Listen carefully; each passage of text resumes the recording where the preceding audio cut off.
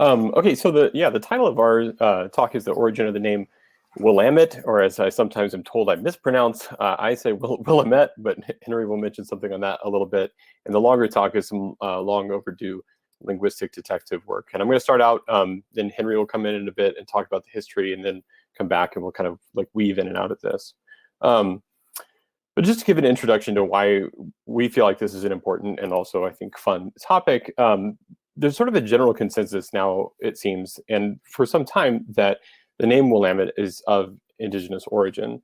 But what has been contested since this has been talked about is what language or languages the origin are supposed to be, what the word means, and then also notoriously how it's spelt, which spilled over into an intense debate between judges in the middle of the 1800s in Oregon, and affected the naming of universities and other things. And all of these really sort of complicate how to give a derivational account for the word. That is to say, like if we can't actually identify what's the best plausible candidate for the language that it comes from, what actually could we propose as to the word's meaning itself, which we'll talk about a little bit. There are numerous folk etymologies that abound, and essentially, these range from things that are actually seemingly plausible, and to things that are just notoriously absurd and urgent myths and legends that are kind of popular, no matter how much they're tried to be dispelled, that are popular in Oregon, but a lot of strong feelings about this nonetheless. And sort of, I guess what we could loosely say is a scholarly world, the consensus really seems to be that Clackamas Kiksht is the language that the word comes from, and it comes from a word Wallumt or Willamette, depending on where the stress lays. And this has been something that's been noted for a while, but there hasn't necessarily been a ton of description or at least evidence shown for why this is the case. And even among those who propose that Wallumt is the word that's the origin for Willamette, there's no attempt given at what the word could mean. And so we're kind of interested in also sort of figuring that out a little bit. So we really just want to narrow the possibilities. And so our argument kind of focuses on, well, who lived in the relevant area with the basic kind of ideas, who would really likely have a name for the place and the area to begin with. And that might help us to delimit, which languages it could have come from. Also, what origin is best supported by the historical forms in other languages like English and French that picked up afterwards.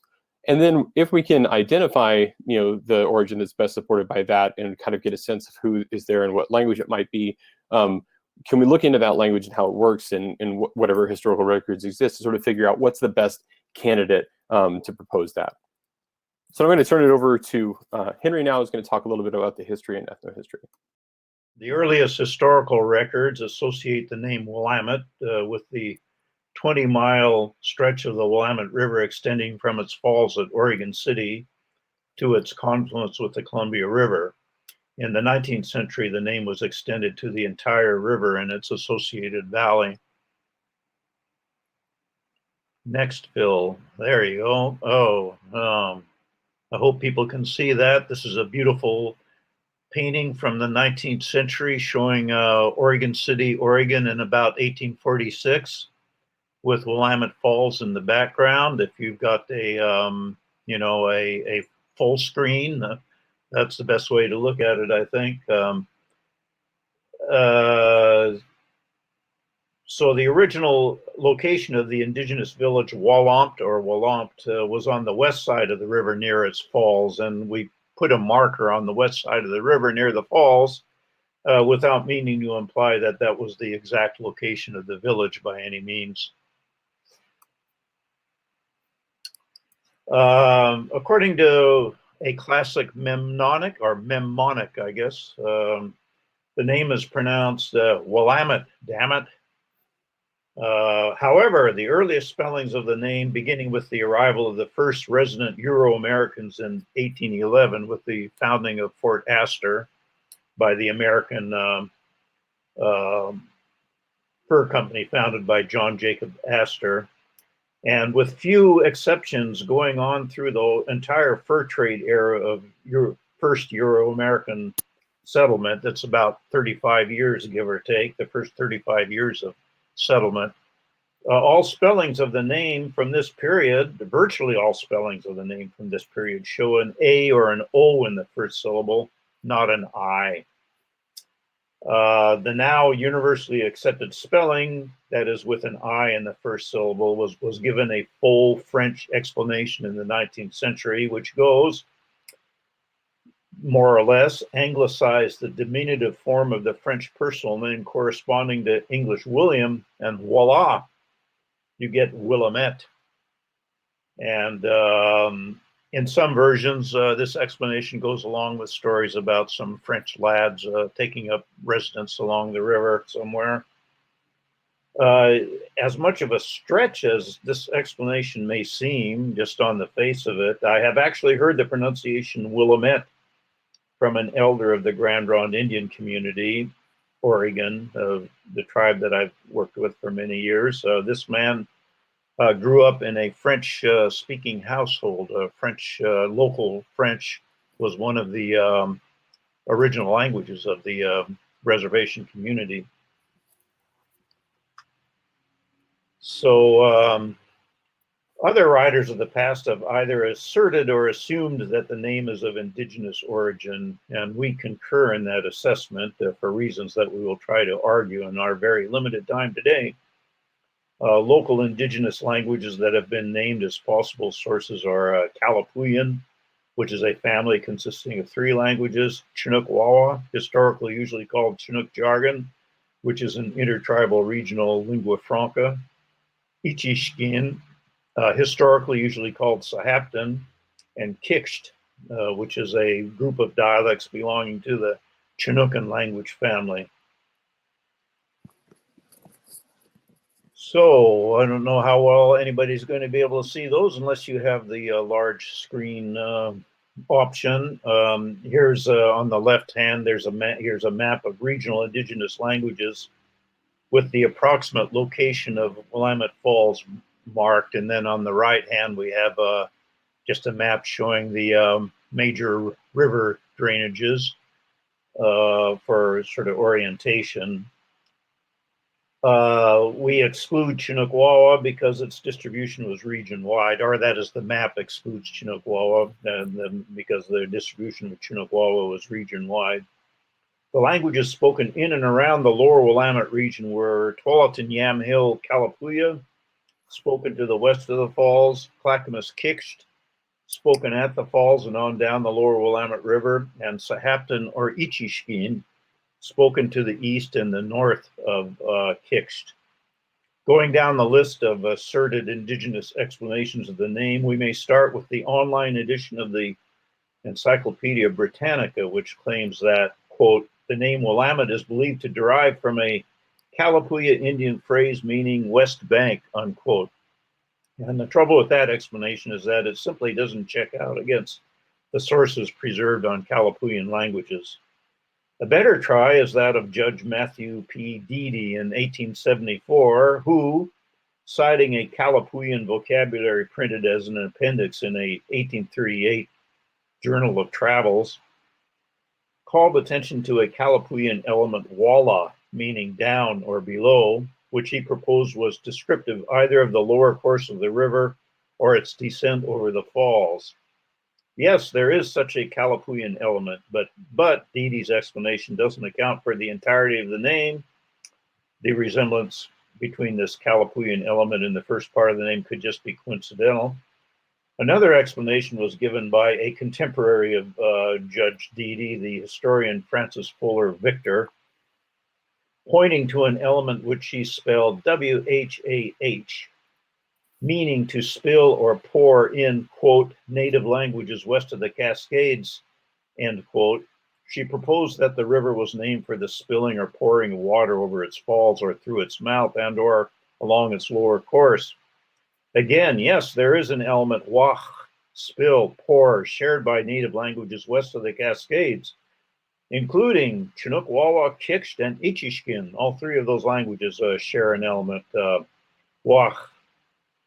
Although the vowel in that element indeed matches the aw suggested by early historical spellings in the first syllable, here again the rest of the name is not explained, nor is there any indication that Victor consulted a speaker or speakers of any of these languages.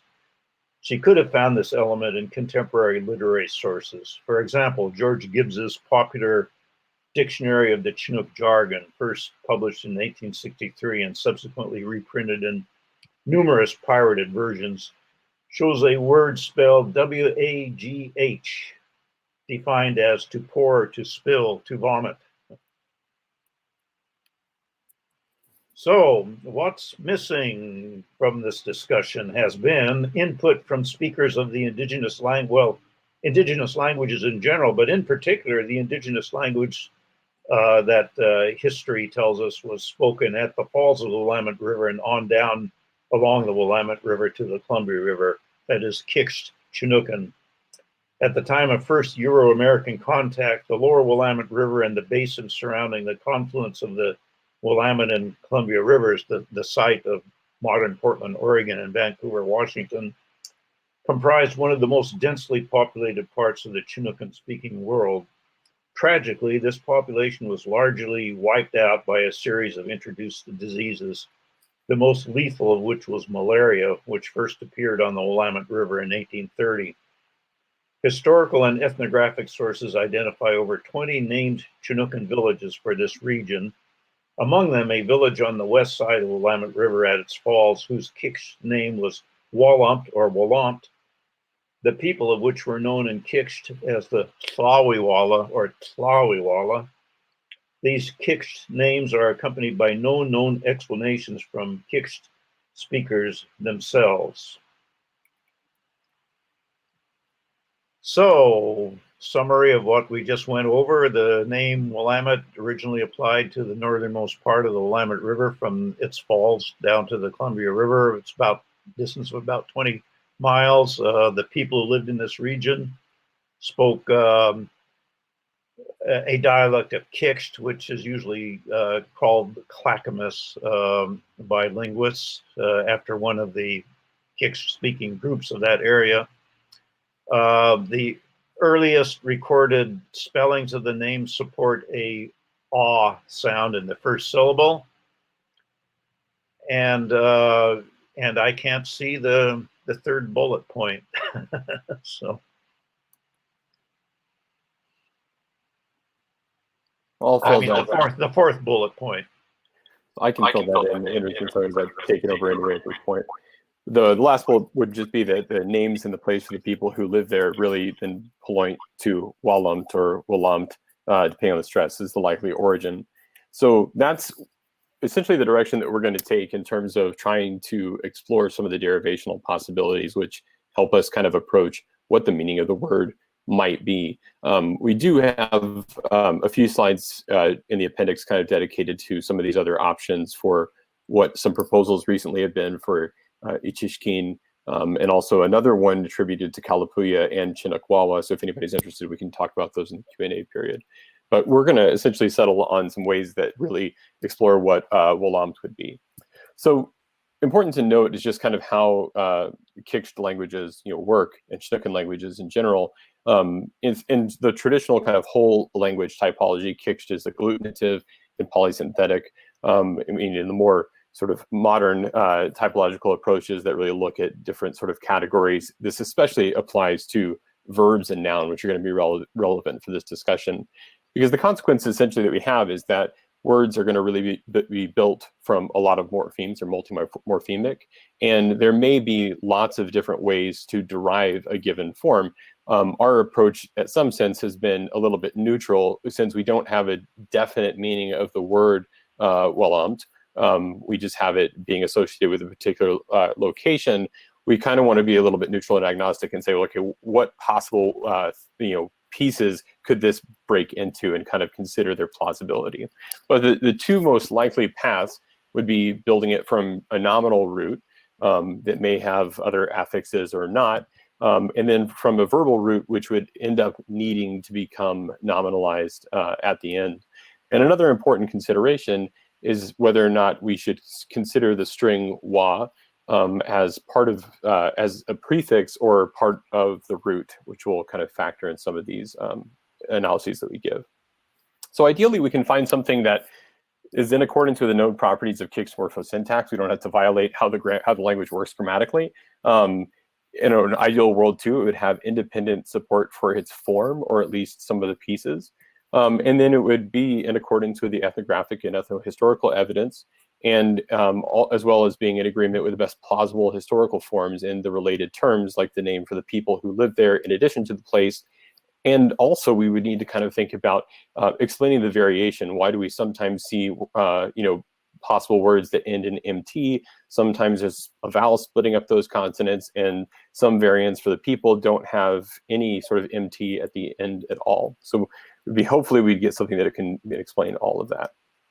So we're going to walk through really briefly 4 noun root accounts, and then some of their strengths and weaknesses, and a couple of verb accounts as well. The first one that kind of strikes out as being a possibility looks at wal as being the root and amt as a postposition. This would give us a meaning something along the lines of to the waterfall, which seems, I guess, tempting because it would offer a seemingly straightforward sort of descriptive toponym. And this would have some supporting evidence coming from Wasco-Wishram Kiksht, which is a closely related dialect where we see the word for waterfall, idwal, or the plural form idwalmach, both of which have been independently attested. And the plus of something like this approach is that you would expect that then all of Walamt will be retained whenever you add other prefixes, and you might also be able to explain why you don't always find the MT at the end. The problem that isn't necessarily so strong, but still something to acknowledge, is that when you look at the distribution of this postposition, whether it attaches to a noun or it actually can attach to verbs, usually the form of it wants to keep the y sound in there, but not always. So there is a little bit of evidence for it getting reduced to yamt in some cases, but that's something that would at least potentially go against it. Another one appeals to another language that it's very close to Clackamas Kiksht, which is that of Willamette, by taking wa as maybe meaning freshet, which is attested in some of Boaz's work, and then would maybe have a continuative and causative suffix, so it's almost like to be made continually running freshet. The again positive is that you would expect this to be the walam to be retained when you get other prefixes, but the problem is that you would really need wa to become a verb, which is not impossible. You can get zero derivation like that in these languages, but we don't have a tested form that's similar enough in the language to be able to say with definitive evidence. One that kind of appeals to something that's thrown out there in discussion is that wa is a prefix that's a feminine prefix, and it's attached to a compound noun composed of la and actually mal, which loosely can be referring to a body of water.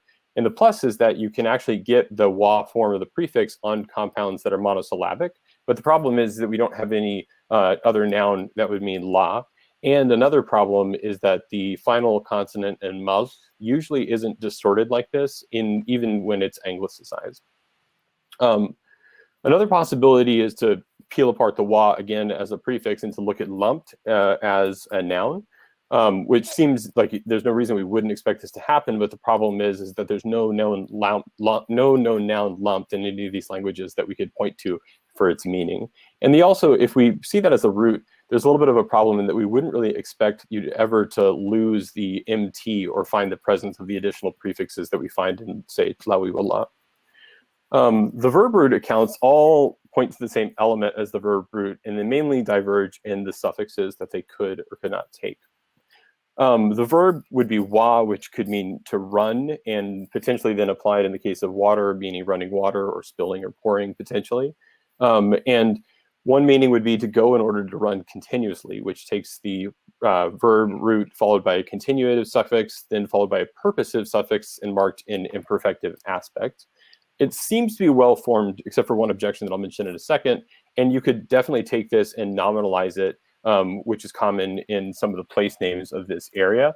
But we don't find any exact form with this particular meaning, which is kind of not so great. Related to this, there's another one which might mean to run continuously, which takes the continuative suffix and then something that Walter Dyke in his Grammar of Wishram talks about as a dependent suffix whose meaning is unclear, but distributionally, we would expect this to follow a continuative suffix whenever there's more suffixes coming down the line. So this seems to actually be kind of a plausible one, even though it introduces an element that is functionally understood, but semantically not well understood at all. Similar variant, there is a version of a continuous suffix that is lam, but its problem would be that it's really, really restricted in use, and we don't have, as far as I know, positive evidence of it appearing with this particular verb. And then lastly, we would take the version of the causative suffix with a continuative, making to cause to run continuously. The verb itself is potentially well formed unless we would again expect that dependent suffix. But the problem is that in Kiksht, it seems like you need to first intransitivize or detransitivize a verb in order to nominalize it. So we wouldn't expect a transitive verb form without some additional nominalization there. Some real quick other issues. Just that the alternation between wa and we in English might itself actually be best explained by patterns of the vowels in these languages. This is a little bit tricky because the data that we're showing, or the representation here, comes from the last speaker of Wasco Wishram Kiksht, who had spoken it from Perth, Gladys Thompson, who passed away a few years ago. And it looks like by looking at hundreds of tokens of her speech, the vowel I doesn't have a lot of flexibility, but the vowel A does. And so it might be harder to expect why people would favor wa above the other form. We find that stress isn't very helpful because it doesn't actually differentiate any of the predictions. If wa is a prefix, for example, we would expect it to have stress. If it's a noun, though, we would also expect it to have stress. And it could be that the reason why we get sometimes an alternation between 2-syllable accounts and 3-syllable accounts could be because there's vowel reduction or epenthesis or even a perceptual addition, all of which are supported by additional evidence. But really quickly, because I know we're running out of time here, I guess if we had to, we don't mean this to be authoritative necessarily, but if we had to really kind of come up with a dictionary style entry, we would see this as having its origin in Kiksht, from the proper name Willamette, and that the best bets that we would say would be from wal, meaning waterfall, plus the postposition yumt, or wa being a verb meaning to run, plus a continuative, a dependent suffix, and imperfective. So it seems like there's a lot of historical precedent for an etymology with wa in the source word. We appears to be an Anglo-French innovation, which may have been introduced by the fur traders, associated with Fort Astor that Henry mentioned earlier, who spoke Canadian French. The ethnographic and ethnohistorical precedent for Kiksht-speaking peoples living in the area, again, supports this, and it all suggests that Clackamas Kiksht Wallumped is the strongest candidate. But of course, some derivational possibilities are more plausible than others, and none can be definitively determined. We kind of see wal and wa as the best roots. And Henry, I think, was going to close with well, I might add that we lack any input from Kiksht speakers themselves about this name. I mean, wouldn't it have been nice if Frances Fuller Victor had credited a local native person with her explanation of the name as referring to spilling or pouring of water, even granting that her reconstruction wouldn't hold water. But it would be an important datum, to actually have the name explained by a speaker of one of these languages. Well, unless we consider some of the other languages, in particular, some speakers of Ichishki or Sahaptin, a neighboring language. Kiksht speakers did intermarry with Ichishki speakers as well as Kalapuyan speakers, so it's not entirely an improbable or impossible to imagine, that it could be an Ichishki name. We have at least 2 explanations of the name from Ichishki speakers, and I don't. Maybe speaking for myself, I don't know about Phil. I don't consider myself any kind of an expert in the Ichishki language, but I've run these 2 explanations that I've found so far by some experts in Ichishki language, and they think that both of them sort of smack of secondary interpretation, what we call folk etymology. I don't know if we had time. If somebody was interested, we could follow up those two. But in the interest of time here, I'll just go on to the next bullet point. Yeah, this. What about these? Usually given form of the name of the people of this village of Wallampt. The usually given form of the name is Tlawiwala or Tlawiwala, and this looks very. It has similar appearing elements to what we see in Wallampt, suggesting that it's perhaps a related name, but we haven't really followed up on that. For one thing, we're waiting for some.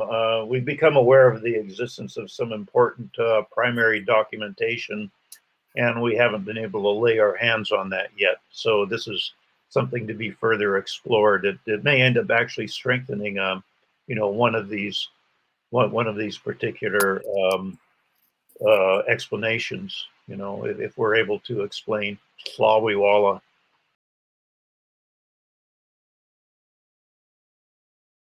Would you comment on a little more from what you said at the end about your next steps? You have that, you've left us with an intriguing thought that there's a secret of a secret source that you are looking for that could lend credence to particular parts of your argument. Could you say a little bit more about what you're looking for? Oh well, maybe I didn't put that quite right. This is about the name Tlawiwala. So the name of the people of Wallampt is usually given as Tlawiwala or Tlawiwala, and whether there's a T in front is actually of some importance. Kiksht, both Kiksht and Ichishki are highly agglutinative languages. So as Phil demonstrated very well, there's a lot of different ways you could break apart a given form and propose, different strings of grammatical and semantic elements, and we just haven't really gone at Tlawiwala yet, have we? Not as much anyway, Phil. Yeah, not as much. I think there's some of the things we presented today support more than the other. But we found recently there's some stuff that neither Henry or I looked at in the American Philosophical Society archives that are a little bit older. And I guess there's always the possibility that there's a slip file in there that says, hey, we spoke with this person who gave a pretty definitive account. That's the kind of thing where, we just don't know what may or may not be in there, and we're waiting on it. Yeah. The particular source that I have in mind are some of the field notes of Franz Boas. He visited Grand Ronde Reservation in 1892.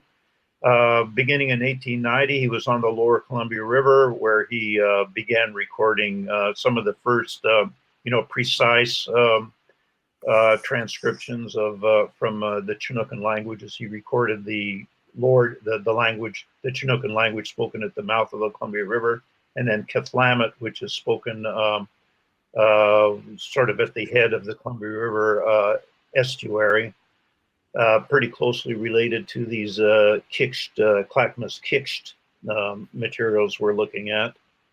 And Boas was also at Grand Ronde, and there are field notes that we'd very much like to see, from him. Yeah. One quick question before we switch to our next panelist.